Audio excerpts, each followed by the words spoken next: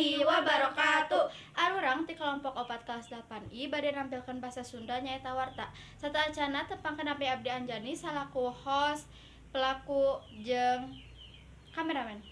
Tepangkeun nami Abdi Yasmin Putri Delia salaku host jeung kameramen. Tepangkeun nami Abdi Alfi Apriliansa salaku host, korban sareng kameramen.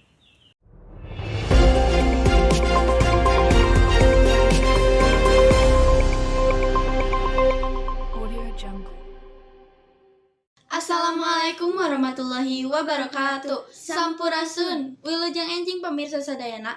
Alhamdulillah dina deungeut ayeuna arurang tiasa patepung laung kangge ngabagi warta Sunda ka Balarea.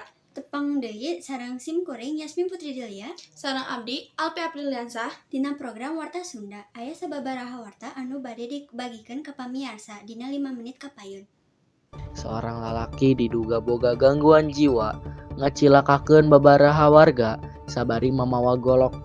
Kajadian ieu aya di Desa Cimara Hilir, Kacamatan Maniis, Kabupaten Purwakarta dina Minggu sore.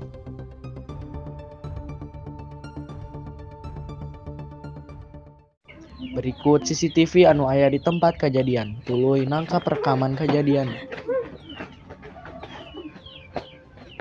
Babaraha warga ge jadi korban pambacokan ODGJ anu ngamuk. Babaraha korban ge aya anu sempet keneh dilarikeun ka rumah sakit. Totalna aya 13 korban.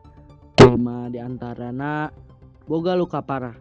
8 diantarana beunang luka ringan tina kajadian eta.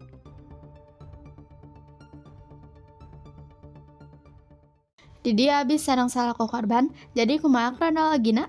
Jadi tadi abdi teh rek kaluhur rek nanjak aipek teh ODGJ jol-jol nyamperkeun terus teh ngabacok Mangke naon dibacokna? angge golok Di pebelah mana? di di bahu anu tukang. Kuring sareng saksi, jadi kumaha kronologina? Kuring Destian salaku saksi. Kronologina kuring diudag ku ODGJ eta sareng rencangan. Rencangan kuring beunang jeung luka di bagian tak-tak. Langsung dilarikeun ka RSUD. Sakitu heula warta dina dinten ieu. Wilujeng deui dina sanes waktos. Hatur nuhun.